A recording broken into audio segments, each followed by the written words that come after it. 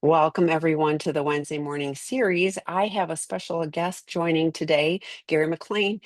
I he emailed about a book. I don't even remember how this all started, but like I started paying attention. We had a conversation. I was like, "Oh, please join us on a webinar." Because closure, like I hear that word brought up so many times in different ways. It's like I need a formal therapeutic disclosure, so I have closure. I need once I have a divorce, I'll have a closure, and so I know that that we're seeking this out, and it isn't always possible. So rather than me sharing more, I'm going to introduce Gary McClain and turn it over to you. We invite questions from those of you joining live, but thank you for joining today. Thank you. It's an honor to be here. Thank you. So tell us more. You wrote a book. Tell us about tell us about the power of closure.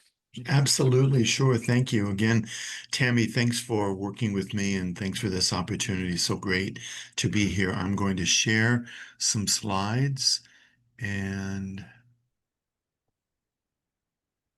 okay, here we go. So far, I think so good. Yes, I can see them. Yes. Perfect, perfect, perfect. Great. Technology wins again. Um, so thank you. Every time I've been doing the Zooming since the pandemic, as I'm sure all of you have, and every time I share slides, my heart goes into my throat. And here we are. So we're good. So so Well done, again, you got it. So we can yes, see. we Yeah. we did it. Thank you. I'm glad. So very happy. We're off to a good start. Excuse me. So I'm going to keep my talk to 30 minutes so we have plenty of time to do some talking together. And I'm Gary McClain. I live in New York and I'm a therapist. And I do some writing and I wrote a book about the power of closure. And people often ask me, why did you write that book? And I answer because so often a client will say to me, how can I get closure? Or I have to have closure, or I demand closure. And so I've learned over the years that this is a very human need. And I think that just as humans, we don't like dangling conversations. We like to have things tied up. And that's really what closure is all about. So I'm going to talk about betrayal in terms of closure today and then get more into some of the mechanics of closure, why and how to get it, and also, as I say in my subtitle of my book, when to walk away as well. So let's first talk just a little bit about just the experience of betrayal, and I think we've all been through betrayal in one form or another. I think it's just part of being human. So I just want to first start out by saying, if you've been betrayed, I get it. And I totally understand. I've felt it myself, and I've certainly have been through this experience many, many, many times over many years with clients as well who have had this experience. And what caused you to feel betrayed? Just very briefly, you don't need me to review this with you, but just very quickly, a breakup can lead to a feeling of betrayal in one form or another. Just more specifically, being cheated on by a partner leads to feelings of betrayal. And I, again, have had so many of these conversations. A medical diagnosis can lead to feelings of betrayal when you feel like your body is betraying you. And when you feel like my vision for what my life is going to be like has suddenly been betrayed as well. A job loss, a layoff, a job loss of some kind can lead to feelings of betrayal, an argument, a disagreement, a misunderstanding with a friend or family member. And of course, a death can also leave us with a need for closure and potentially a feeling of betrayal. I thought this person was going to be here for me, and now they're not. Life has betrayed me. So I mean, I think what I'm saying is, and I'm sure there are many others that I could add to the list, experiences of life that lead to feelings of betrayal. So what are we left with? Again, you're the experts on this. I'm preaching to the choir, but sadness, anger, shame, emptiness. resulting in desires for understanding, an apology, forgiveness, maybe even revenge comes into play. And I'm going to talk about that as well. In a desire for a way forward, I've got to close this loop, this gap in communication. I've got to close it before I can move on. Or we think we have to have that closure before we can move on.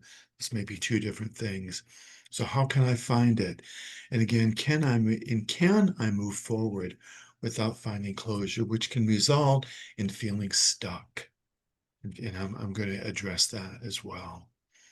So why do we want closure? I'm not going to belabor this too much because I have other things to talk to you about, but what are some of the reasons why we want closure?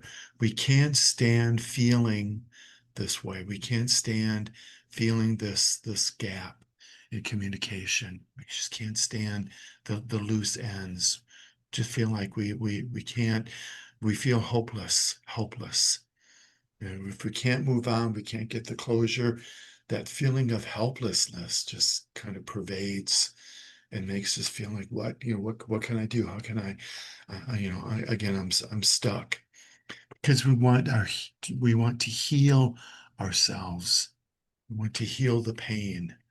We want to have some kind of healing.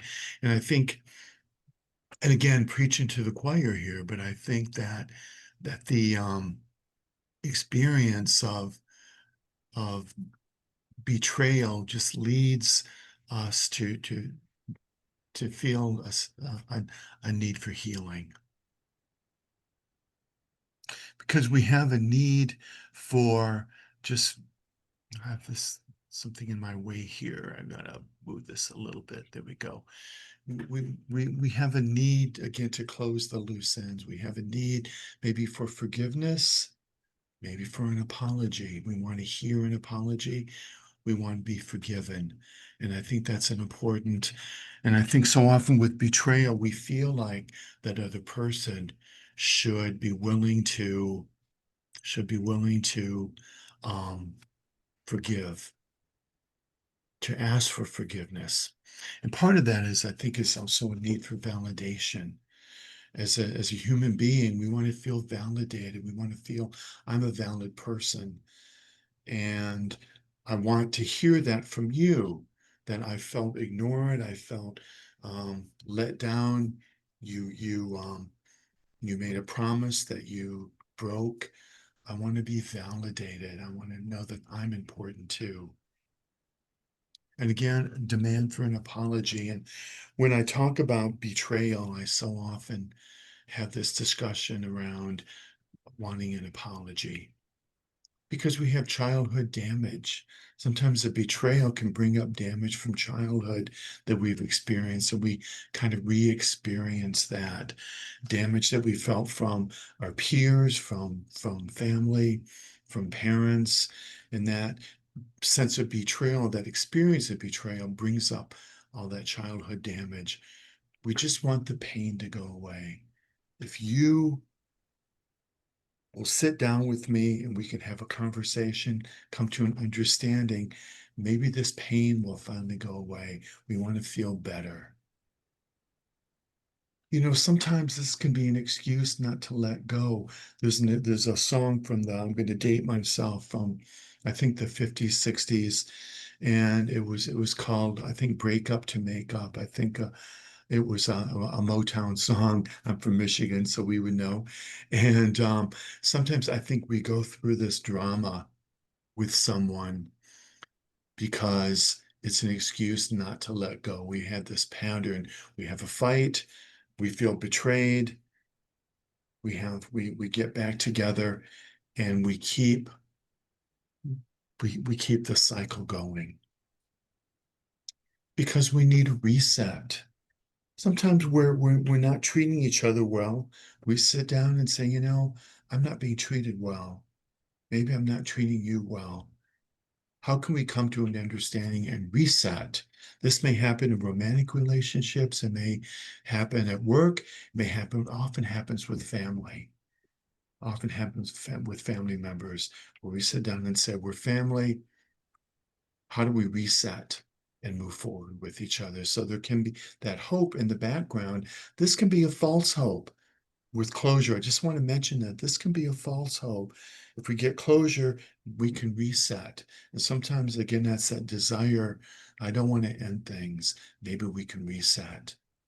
So, okay, let's get more specific here. How do we get closure? And I think this is an important discussion that again, that as you might imagine, as a mental health provider, I frequently have this discussion. So, I'm gonna take a step back for a second, maybe ask you, how do you get closure?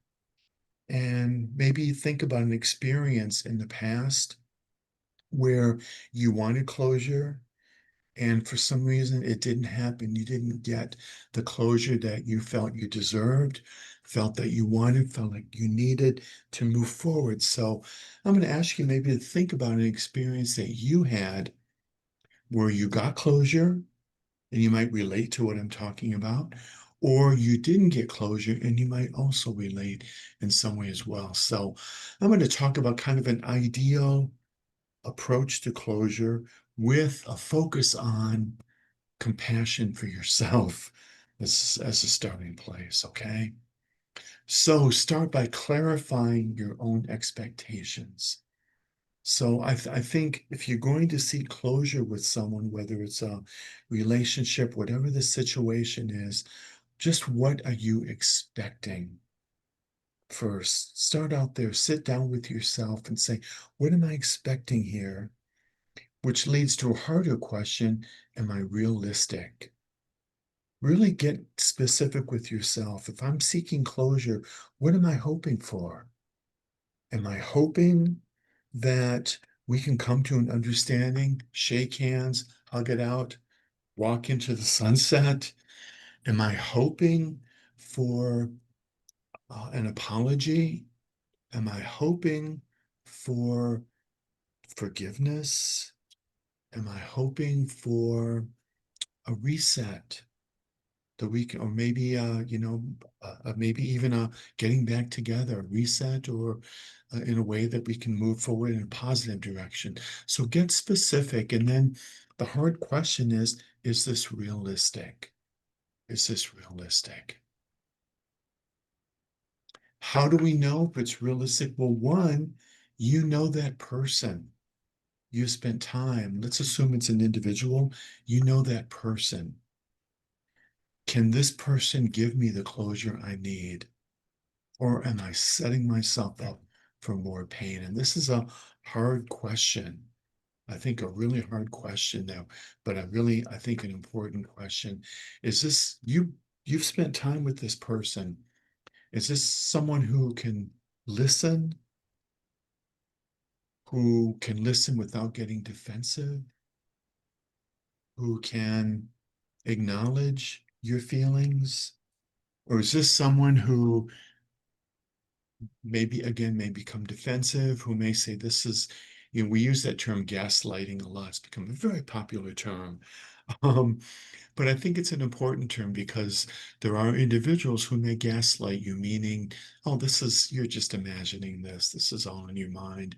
You're just being dramatic again. You're so dramatic. Here we go again. Or this is so totally your problem. And if you didn't have issues, you wouldn't be coming here today to ask me this. Or is this someone, again, who can listen and say, okay, I see your point. They may not agree, but they may at least be able to listen. You may come to an understanding. You know this person. So I'm saying don't set yourself up for more pain. If you feel like this is someone who may cause me more pain, you may want to think about walking away. We'll talk about that. Have the closure conversation. Uh, I think a neutral place is always a good place. Now, can you have this at a coffee shop or a cafe or a restaurant? Well, maybe, unless you feel this may get emotional and intense, and then you may not want to do that. If you're living together, well, sit down at the kitchen table, have a conversation. If you don't live together, a neutral place is always a good idea. Not your place, not their place, but a neutral place. Now, I live in New York. We have lots of parks, except after November, you don't want to sit in a park. But so, is Mhm. there a neutral place where we can have a conversation and feel that we're on, again, on neutral territory? Start out the conversation. Well, I would start off first is, hi, can we get together? I'd like to talk about what's been going on. I'd like to talk about how I feel, some of my thoughts about what happened between us, and I'd like to ask you to listen, and I'm going to listen to you. I'd like to hear your side as well. I'd like us to come to an understanding. And I think understanding is really the foundation for closure, at least understanding. Not always agreement, not always hugging it out or shaking hands, but at least understanding. So when you sit down together, here's how I feel, and here's why. The evidence. Be careful about pointing fingers and diagnosing each other. So you're a troubled person and angry, and you've got this problem and that, and here's why I feel this way. As soon as you point the finger at the other person, what happens? The wall goes up. So be careful about pointing fingers. Instead, the evidence. What's the evidence? You said this to me. These are your words. You said this. This is how I felt. You did this. I learned this about you. This occurred. This is how I feel, and this is why. So state evidence, things that happened. Now, that person may have a different perception. Be willing to listen. But the starting point is the evidence. This happened from the way I saw it, and here's how I felt. And again, be prepared to listen as well. And then, when you've both stated your positions and what happened, express your feelings. What's the way forward? Is the way forward an apology? Is the way forward forgiveness? Is the way forward, okay, I understand?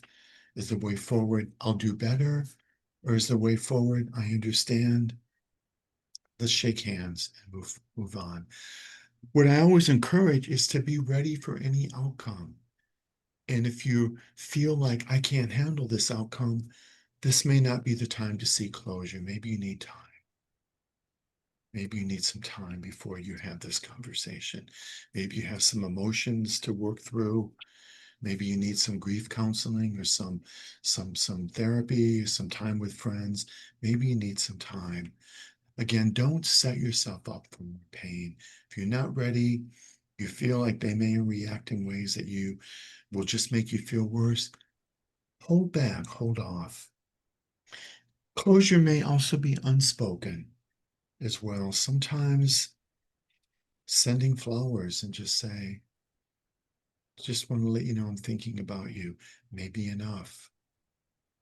Maybe a pat on the back, a pat on the arm, may be enough. Maybe a smile in passing may be enough. So sometimes just letting someone know we're good, or I get it, or we're fine, but I'm moving on. There are visual ways to do that, and other ways to do that that may not require a conversation. Well, so so keep that in mind. Sometimes a letter. Be careful. A letter is a permanent document, so be careful what you say in a letter. That's going to get passed around.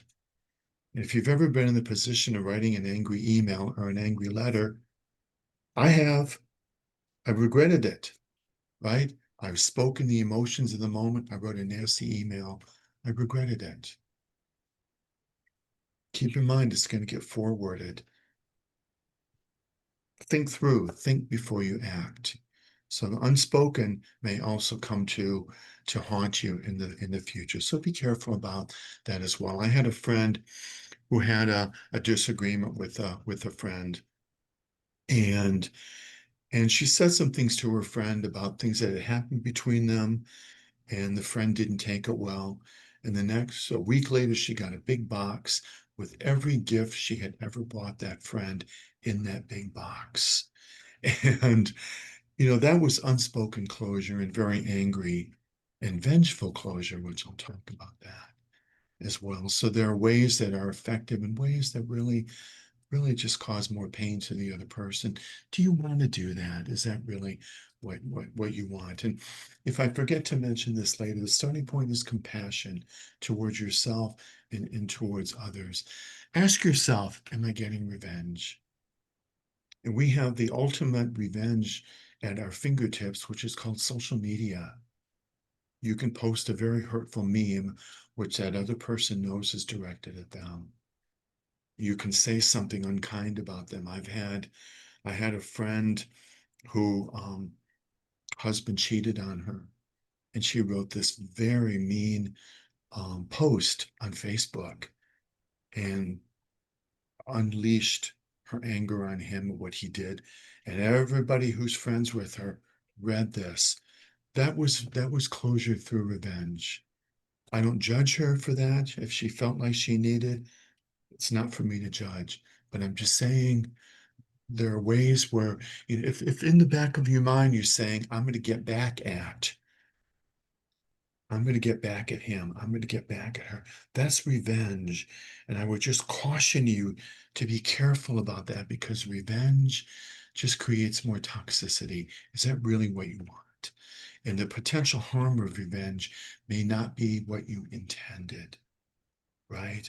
An act of revenge can have implications that you did not plan on. How do we move on without closure? One thing I always say to my clients is, in case I forget, is, and these are, I think, words to live by if you've been betrayed. Sometimes the closure we get is to accept that there's no closure, at least in the way we defined it. And I'm saying this from my heart. And I've said this to many of my clients. Sometimes the closure we get is acceptance that there's no closure, at least in the way that we intended. When your wellness is at stake, if you're sitting with this and it's festering and causing more toxicity in your own body, your own mind, you're finding yourself angry a lot, you're finding yourself um, overreacting to things, you're finding yourself constantly rehearsing what you wanted to say to that person. Your wellness is at stake here. This might be time to walk away from closure, especially if that person is not going to give it to you. What do you do with that? And that person's not paying rent in your brain. So kick them out. They're a tenant that's not paying their rent. It's time for them to go. Right? I know that's not easy. Easy for me to say from my padded armchair. I get it. But it's a starting place, right? When the lesson is clear, did you learn something from this experience? Is there a lesson here about yourself, about other people, about something that maybe you allowed to happen, that you saw signs, you didn't act? Maybe you something that you let go by and then it built up, or something that you saw, experienced, and you allowed, whatever it is there a lesson that you learned here? That lesson can be our closure as well, can be an element of our closure. I learned something here. I'm going to use this in the future. Maybe it's if it's a family or friend, I've learned something about that person that I'm going to be careful about. I've learned a button that gets pushed with them. I've learned something here. That's my closure. We're going to move forward in a different way. When you are disempowering yourself, if you've asked that person 5 times, can we get together? And they keep saying no, you know in your own heart it's time to let go. You know when it's time to move on. You have that sense when it's time. I'm starting to disempower myself. Or when you attempt closure and you get the gaslighting or the refusal to talk, maybe you're disempowering yourself. Maybe it's time to move on. Here's a good one. when you recognize that life doesn't have to make sense. You know, one of the something I say to everybody, almost to somebody every week, and I say to myself every week, we can't control how other people choose to think, feel, or behave. We can't control that. Sometimes people just don't make sense. Why did he behave that way? Why did he do that? I will never understand. Sometimes we just don't understand. Life doesn't always have to make sense. I say this when someone gets sick, gets a diagnosis, or they die. It doesn't make any sense. This was a wonderful, kind person. Why did they die? I was living my life just fine. Why did I get this diagnosis? Why did she get that diagnosis? Why? It doesn't make any sense. And we demand sense. There's no sense. Sometimes life just happens, right? And something we say in 12-step groups, life on life's terms. Sometimes this is just life on life's terms. Embrace the liberation of acceptance. This is all leading up to the liberation of acceptance. You know what? I'm just going to accept that this happened and choose a way forward. I accept this happened. Was it fair? Did it make sense? Did I ask for it? Did I deserve it? No, no, no, no. But it still happened. I accept. Now can I let go? When you realize what you need is to allow yourself to grieve. We demand this closure, sometimes certainly in death and betrayal and betrayal and breakups. We demand closure because we think it'll make us feel better, because we don't want to grieve. We don't want to sit and grieve. How do we grieve? Tell the story and cry a lot. And we're feeling such intense pain, breakup, betrayal, death, loss of some kind. We don't want to sit with that pain. So closure, is that going to make me feel better? You know what? You may get closure, but you're still going to feel bad. You still have to grieve. That's the process. Still have to sit with those feelings and tell the story. That's how we get through grief. Grief may give us some peace of mind, but we still have to sit with the pain and get to the other side of it, right? I'm wrapping up now, so we have some time to talk. Um, how do we move forward? One is I tell myself and other people this constantly: embrace your life. Embrace your life. Embrace it. Seem to giving myself a hug here. Embrace your life. What do you have in your life? Who's on your side? What are your interests? What are your skills? What brings you joy? Get back to that. And often in a situation of grief and loss, maybe a relationship that wasn't going well, we've been so focused on making that relationship work, we're dealing with the loss, we forgot our life. Get back to your life. Embrace it. Bring something new into your life. You've had a loss, bring something new into your life. What can I bring into my life that's new to help me grow, to help me to evolve? Gather your support network around you. If you don't have a support network, find one. Find a group to get involved with. Find some events that you can go to. Take a class. Join the 12-step group. Join a support group of some kind. Get involved with people. If you don't have a support network, find one. You may have people in your life that you haven't been in touch with that would be happy to hear from you. Friends, family that you've kind of left by the wayside over the years. Get in touch with them and join again. Be a joiner. Get involved. Pay attention to your wellness. Get some kind of activity. Take walks. Get those endorphins flowing when you get some activity, whatever is healthy for you. Make sure you're eating healthy. Be careful about escaping into unhealthy food. Be careful if you're a drinker. Be careful about coping that isn't so healthy. You know yourself. You know yourself. So I'm not going to try to give you medical advice here, but pay and get rest. Get downtime, get rest. Get some counseling. This is a commercial for my fellow mental health professionals as well.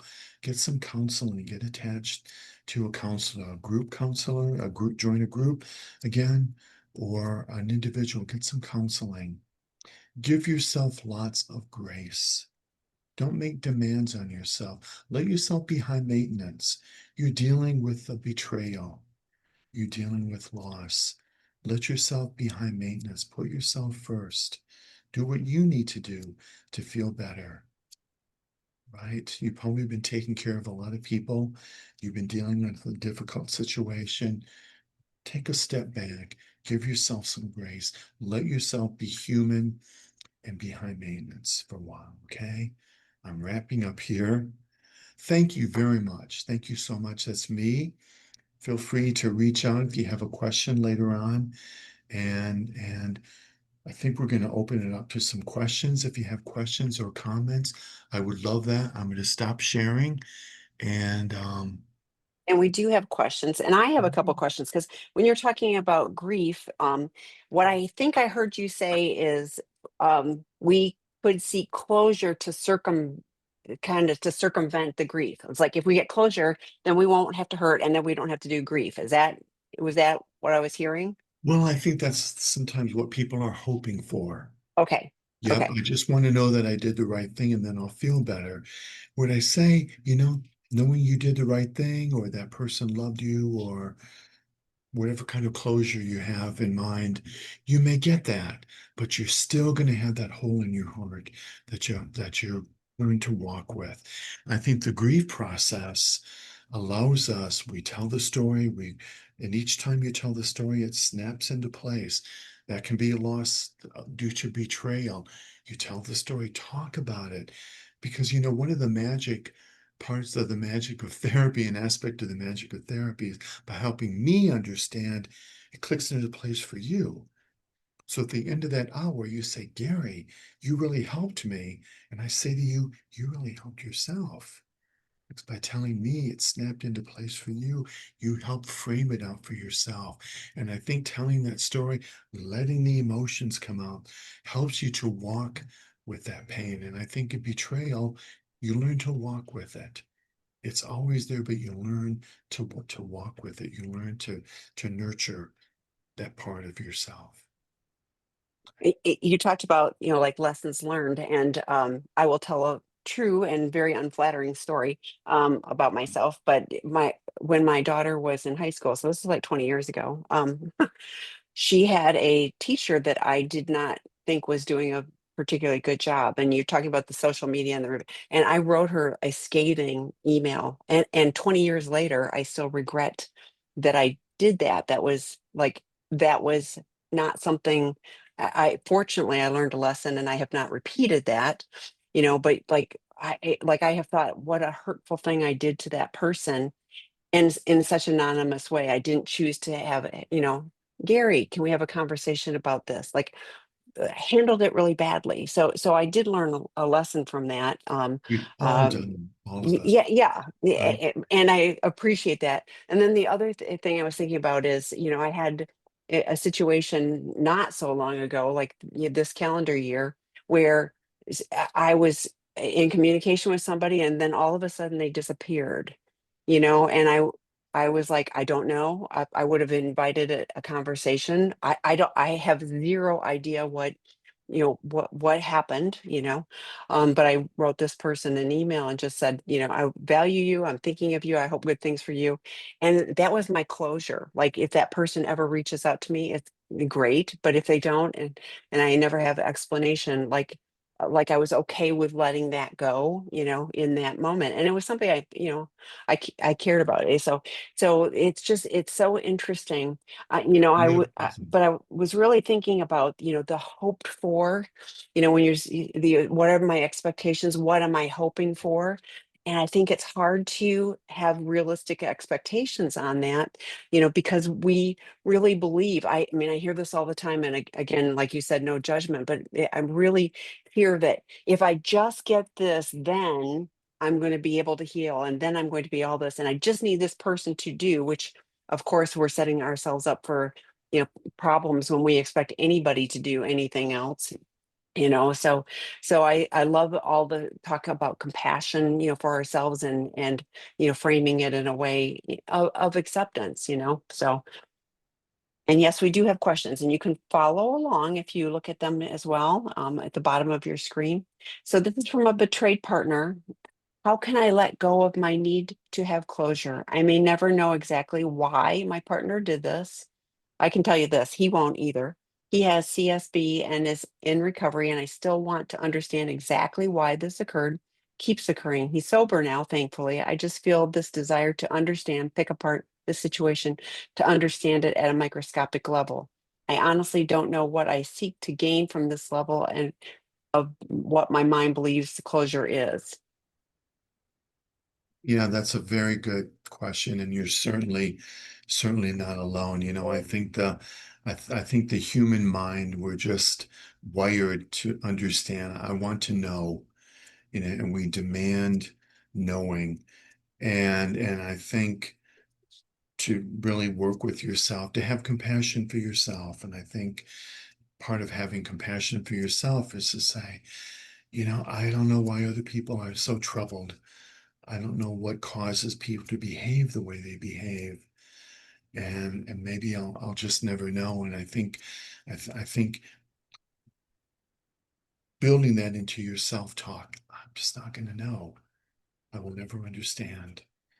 And but I'm going to take care of myself, focus on myself. I'm going to choose to take care of myself, choose to do what's best for myself, hope for the best for him, hope that he has has a better and healthier life, but that can't involve me. One of us is freezing, and I don't know if it's me or Gary. But Yeah, you're freezing. Yeah, no, I'm not freezing. No, did I freeze? Oh gosh, this is where technology lets us down. Great, we okay? yeah, I was like, I'm not sure if it was me or you, but it was me Yeah, freezing. So I apologize about that. yeah, But no, it's yeah. fine. I Um, would just add that I'm a big believer in self-talk. And we're in a constant, I'm a cognitive behavioral person also, but I mean, I know I'm a big believer in self-talk, and I think we're in a constant dialogue with ourselves. And at some point, I think part of being compassionate with ourselves is to set limits with ourselves and say, Gary, you're not going to understand this.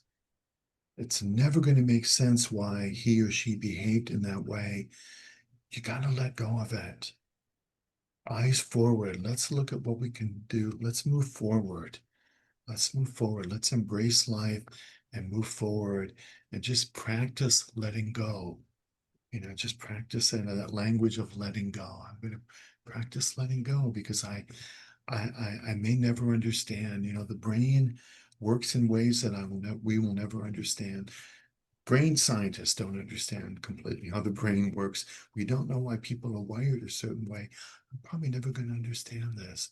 But what I do know is I have a choice and I can move forward in my life. I can move forward. yeah, and I was thinking, and partners, like you are not alone. Every partner, I want to understand why. Addicts want to understand why. And I've shared this before. I've been in recovery for decades, and I had a realization within the last, I don't know, 7 years or so, of another reason why. And that didn't, like, I was like, oh, that's interesting and that's useful information now, but like it didn't matter. I've been, in recovery. So for partners, there's nothing logical about, our maladaptive coping mechanisms. So it isn't like, oh, therefore, and it's honestly, when I hear, oh, he was sexually abused, so therefore he's a sex addict, I'm like, no, it may be part of his history and everything, but that it isn't because of this, then this. Because there's lots of people who are sexually abused that aren't sex addicts. So it's too simplistic. And yes, your brain is trying to make sense of all of this. And if you just understand why, then you can prevent him from doing this again, which is, nothing you did or didn't do causes, nothing you do or don't do is going to keep him from acting out. And I love what Gary was talking about, self-care, self-regulation. This is so dysregulating for partners. Like I hear you on a microscopic level. I'm trying to understand this. And you could ask him, and even if he gives you a why, you're going to go, really? That's ludicrous. And it is, and that may be the level where he's at now, but more will be revealed. I always say the why is not the most useful question. Yeah, I find that what do I need to do today and how do we move forward is really far more useful. Dr. Rob talks often about, like, if he played a reel, of every little thing that has happened, which of course you can't do. There would be lots of things, in all of that, and it wouldn't change anything. That still happened. So that happened. You can't make it unhappen. Here's where you are now, and how do you choose to move forward? And for partners who, and again, completely understand, but that are stuck in this, you are missing your present, and even probably future tripping about problems of, well, if I don't know this, then this could happen again, and all we have is right now. All we have is right now. Absolutely. Such a good point. All we have is now. The other thing, as you were talking, I think what you said was super smart and made perfect sense. I'm so glad you said that. And you were talking, I also thought about how sometimes we get caught up in our intellect as a way of avoiding feelings. I Mhm. think we're so terrified of our own feelings. What will happen if I really feel how I feel? Will I fall apart? Will I turn into a puddle? Will I turn inside out? No, you won't. They're just feelings. Let them out. And I think sometimes, we get stuck. I have to know. I have to know. It keeps us stuck. It keeps ourselves stuck in our minds as well, stuck in place. Have your feelings, move on. And I think having the emotions can help with that too. I'm glad you said that. And I think this is a follow-up question to that one. My question is more, how could he? And because he's an addict and he's using those behaviors as a maladaptive coping mechanism, this usually starts before age 10. So whatever, there's, I found a way to dissociate, and obviously, continues and gets more because we seek more.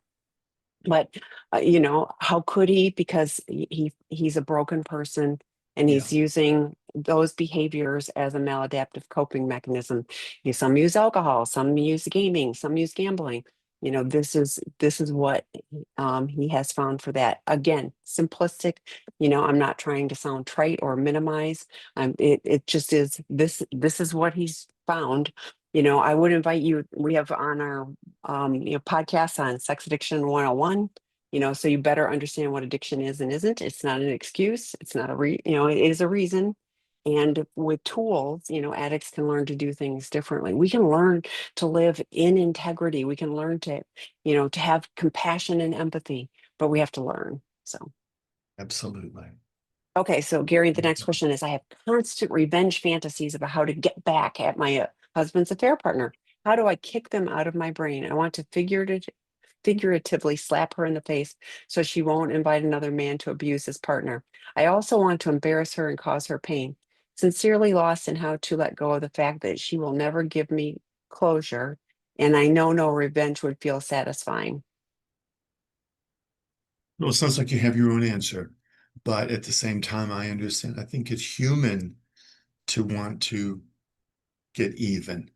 I think it's just wired in us. It's that flight or fight, I don't know what it is, but we're just wired to want to get revenge, to make things equal.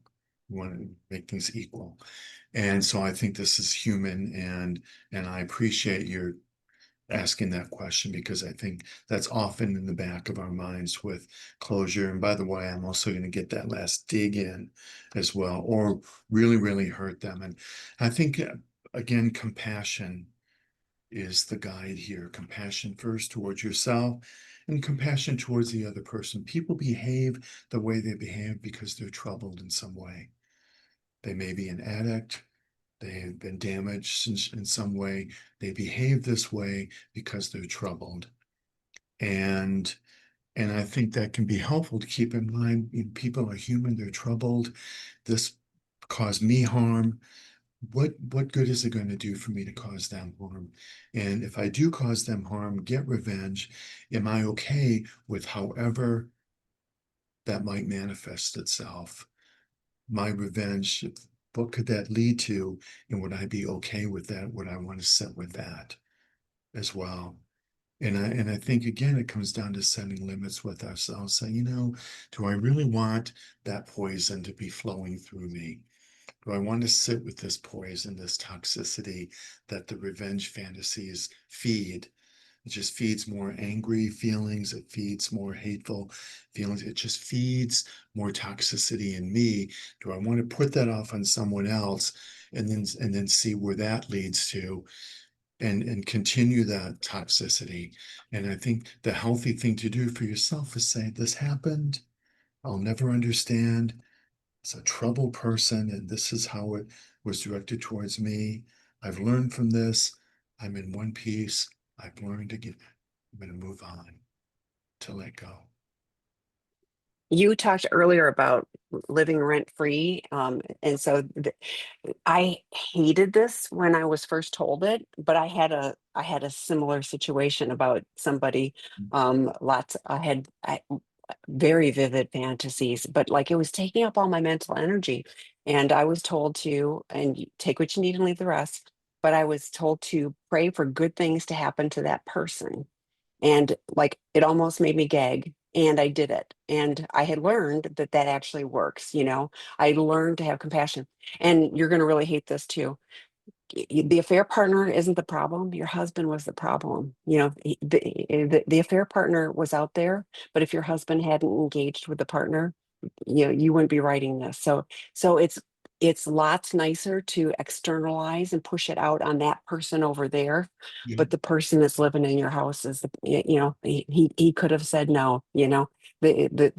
So ultimately, and there's lots of affair partners that have been lied to, and I'm again not justifying, not making excuses, but lots of them are told, oh, I'm divorcing, and whatever. And so there's lots of partners that act affair partners that actually have more in common with the betrayed spouse than anything else.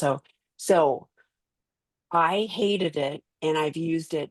I can't even tell you how many times about like I'm going to pray for good things to happen to that person, and it takes a while. Like I had to commit to doing it until I didn't have, any, gag reflex on it. But I did. Like it got to be neutral. Like there have been a number of people where I was like, I don't want to feel like this, and I'm going to pray for good things to happen to them. And nothing changed with them. They didn't even know I had a resentment towards them. And but I came to peace with it, and that was freedom for me. It was like what Gary talked about. Disempowering for me is to stay caught in trapped in that loop. Oh my gosh, it's stealing my current joy and happiness, and I don't want that. So That's a okay. very good point. I think that's a important point, stealing your own joy, and just letting this fester, is stealing your joy and keeping you from fully enjoying your life. And I also think praying or hoping the best for someone else who's harmed you in some way is a good antidote to the poison that's bubbling up inside of you. It's an antidote to that. It really works. Otherwise, I wouldn't have done it multiple Yeah. times Yeah. because I really didn't want it. I was resistant, to say the Sure. least. So I've always struggled with feeling enough. And after a previous relationship that caused betrayal trauma, I ended up in another with a porn addict who is now trying to recover and has taken full accountability. But now I am left feeling not enough. And I don't know if he can heal whilst in a relationship. I'm also in personal therapy too. I think themes like I'm not enough, I think they start in childhood. You're told you're not enough, and then or have experiences that make you feel like you're not enough. And I think that becomes what's called an irrational belief. It kind of gets stuck. And then I think it causes you to maybe unconsciously, not to get too psychobabble here, but kind of unconsciously look for people that you can prove yourself to. And I think this often happens in relationships where you have this, I'm not enough, or I can finally make somebody love me, or somebody who's emotionally unavailable. If I make them love me, I'm going to fix all of this. It becomes a story that we're trying to complete. I think it's important to be aware of that. I think self-awareness is the key. I have this theme inside of me. I had an emotionally unavailable parent, and that's caused me to look for emotionally unavailable people and to prove myself to them, to make them love me. To be aware of that and how that creeps into relationships. And I think self-awareness is the beginning of making changes in your behavior and changes in the way you relate to other people. Does that make sense? I think. It does, and I have an invitation. I put it in the chat. Dr. Eddie Caparucci talks about inner child wounds, and we have a special edition webinar on the 22nd. So next week, it does require registration. There is a nominal fee. It's $30 for a 90-minute webinar. This one will not be recorded, so you won't be able to watch it afterwards. But I would love for you to come and listen to what he has to share. I love his book on inner child, but all of those messages, those are, those are uh, core beliefs that we can learn to overcome, because you are enough, like, and at some point learning to be I am enough. And addicts struggle with this as well. I can tell you that for sure. But like, yeah, we are not enough. And if people really knew who we were, all of those lies that we tell ourselves, but we can learn to do things differently. So I would but yes, honestly, I if you are both doing, that the work that you need to do for healing and moving forward, you can not only heal each of you, but like the relationship can grow.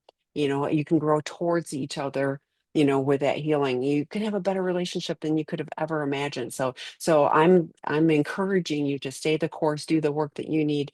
Separately, we have two, I'm going to put those in too. We have got two betrayed partner work groups coming up. One is the betrayed partner, is the other is healthy boundaries.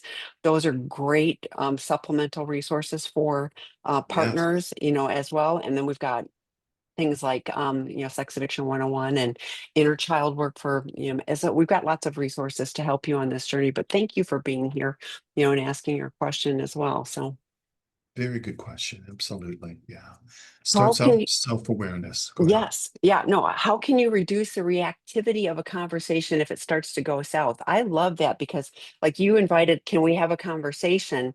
And what happens if it starts to get into defensiveness or reactivity?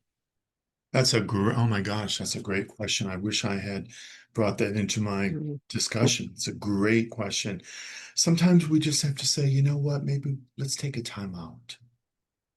This is, just say, I didn't intend for things to go in this direction. And maybe we're not ready to have this conversation. Let's take a time out. Let's take a step back and maybe get back together later when we're both ready. Yeah, so I think readiness is such an important factor.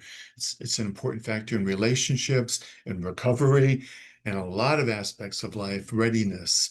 And I think with discussions, conversations like closure, to recognize, let's take a step back. I think we're not ready for this yet.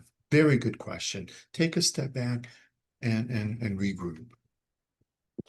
Could it also be, if you're working with a qualified professional, maybe this is one of those, like, if you can't have the discussion together, maybe this is one of those, like, this feels like it's a little too much. So maybe we need to talk to our qualified professional to help. Absolutely, for sure. And hopefully that qualified professional is standing by, that that you're getting that support. Absolutely. Very important. Yeah. Yeah, I- like especially for addicts, it could be, if I can shut you down, then I don't ever have to deal with this. So making sure that as a betrayed partner, if there's defensiveness and you're being met with defensiveness or the gaslighting, that you're able to hold your space and go, no, this is really important. That we try to bring this forward. But like Gary said, if you've tried 5 times and you're like, there's nothing's going anywhere, that's more data for you about where this person is and what to expect. But having a qualified professional, for some things, like if it's just so we can't figure our way out of this, that could be really useful. Oh, totally. Absolutely. To have that additional support. And I would just add, as you were talking, I was thinking about also closure is not about being right. Oh, good. Yep, good point. Yeah, And I think when that's a good point. Yeah. two people get together in a conversation, so often one person needs to be right, which means you have to be wrong. And you may not be willing to admit that you're wrong. And if that becomes the focus, that's a lose-lose, right? Yeah. Well, and it could be that no one's completely right or completely wrong. It's just, we see things differently. We have different hopes and expectations. But navigating that space and coming to, Yeah. some form of agreement could be, deemed closure. Yeah. Okay. I Absolutely. have been, I have held on to thinking I needed closure throughout my recovery of betrayal trauma, as my ex has stonewalled me and I never got disclosure. I appreciate the validation to give myself permission to move forward and let go of the need for closure. I see after 4.5 years prioritizing my healing through the strategies you speak of, I have closure I need. Thank you, Seeking Integrity, for bringing this conversation to light. I am so glad I didn't send the letters. I hear you. It's okay to write them, just don't send them. Yes, exactly. Mhm. It can be very cathartic to write a letter, but don't send it. But thank you for that comment. That's beautiful. Thank you. So the next one is, how do you have closure with the fear of betrayal happening again? That's a good question. I think you have to ask yourself, can this be a reset? And can I have this conversation about how I feel, how I was betrayed, that experience of betrayal? Can we have that conversation? Can I have some reassurance from you that this won't happen again? And can we put guardrails in place to help each other, to help me build that trust, as well?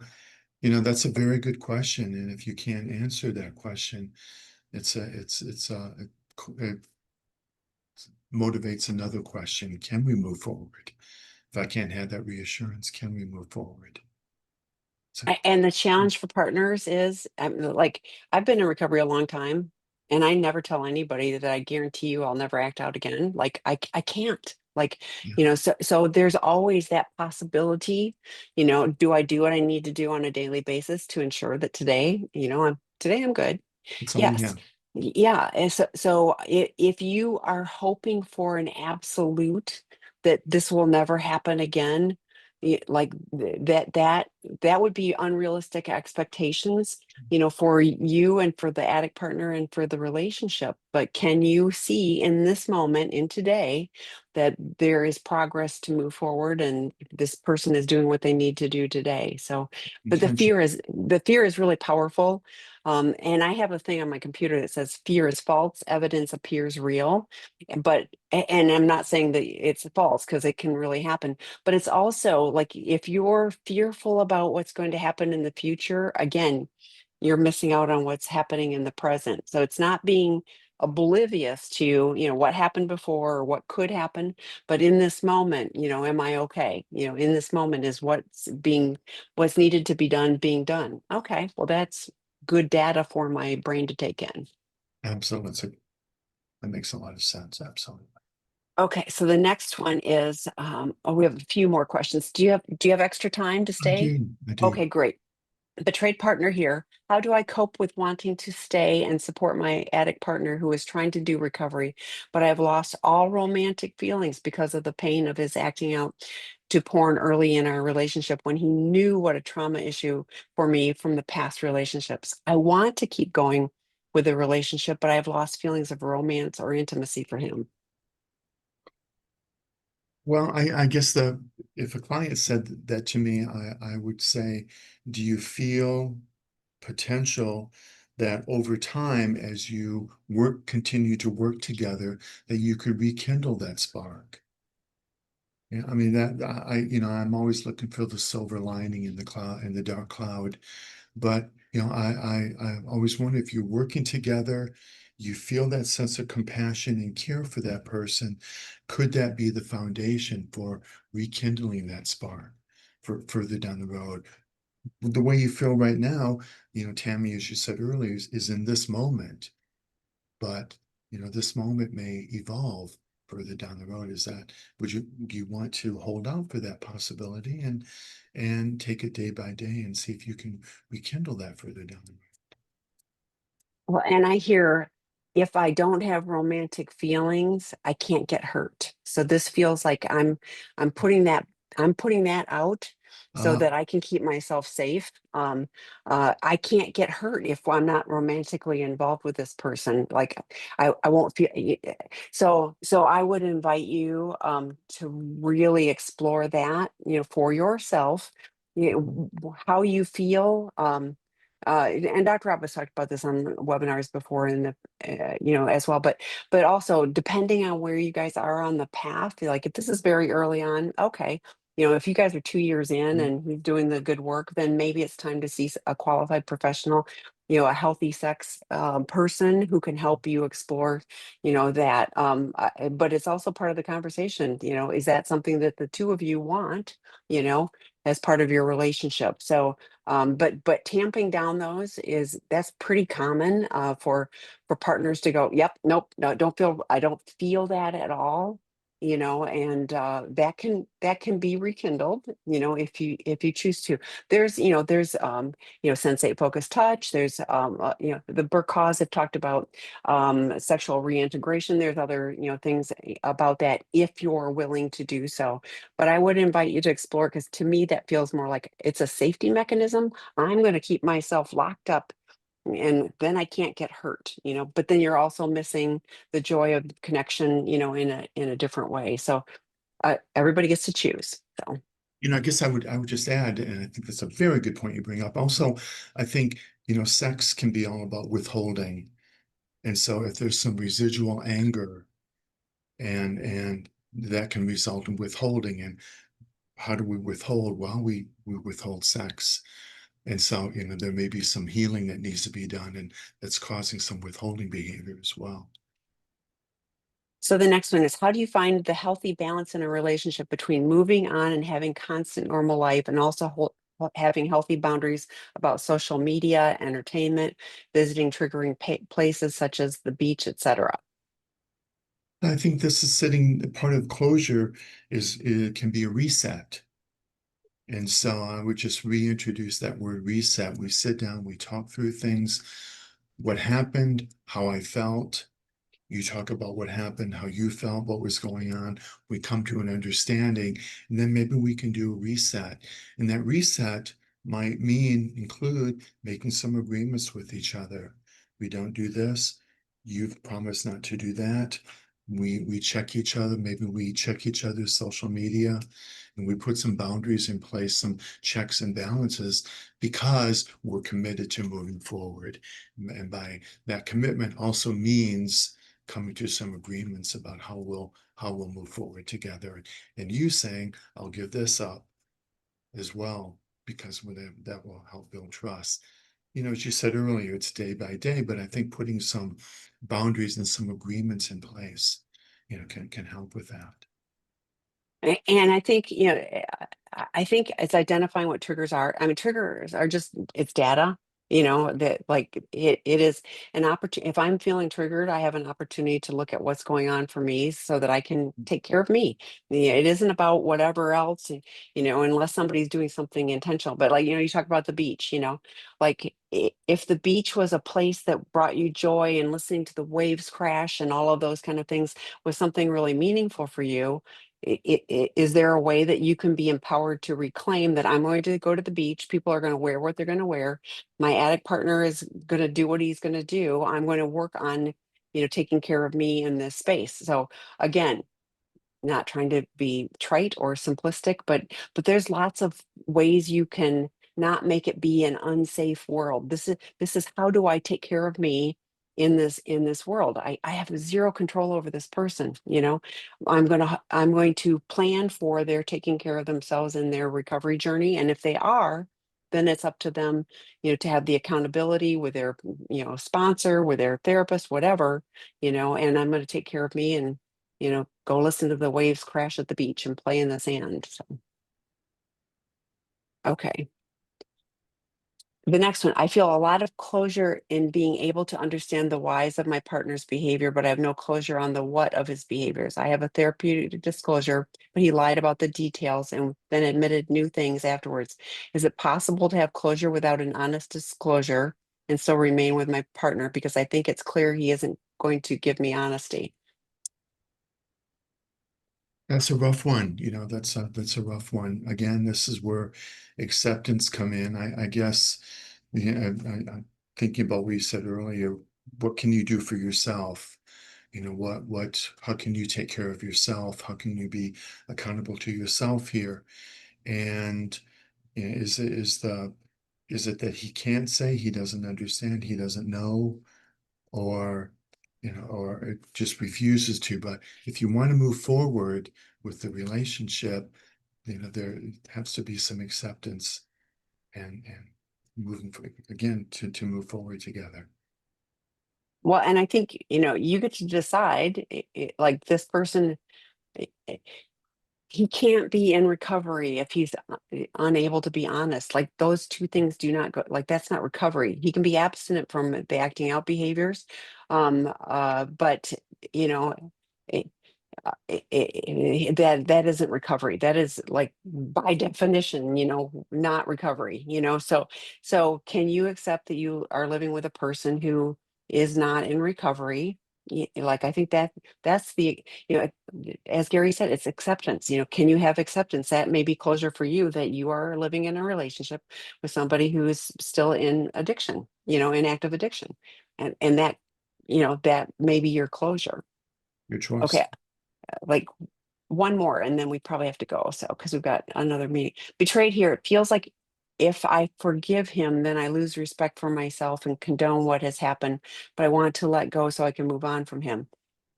Closure does not mean forgiveness, right? Yeah. Doesn't have to. No. Yeah.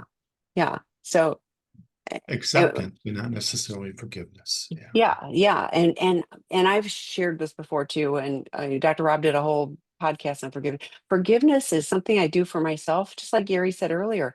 I don't want that person to live, rent free in my head. I don't need that tendency of like all that anger and all that stuff, or I'm resenting that person and hoping bad things happen to them, and I'm the one that feels, dysregulated. I have negative health consequences, all of those things. So forgiveness is something I do for myself.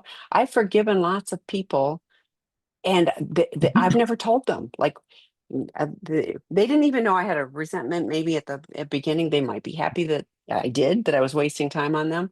But forgiveness is something I do for myself. But so I would invite you to consider.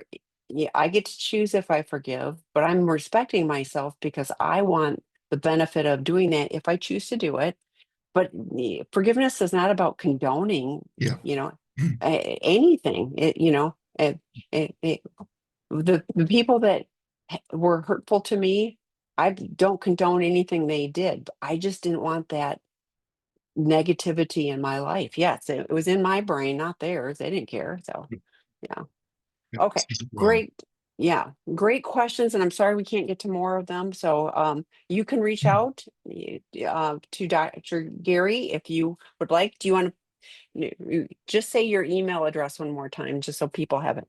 yeah, it's Dr. Gary, Drgary, Dr. Gary at powerofclosure.com. Thank you. Thank you for this. This I video will hope. be posted on our website later today. Please check that out. And I really appreciate this topic. It was such a great one, and different ways to think of things. But I love that we can choose to move forward in a different way and not be stuck. So bye, everyone. Thank Thanks, you. everybody. Thank you so much. Thank you.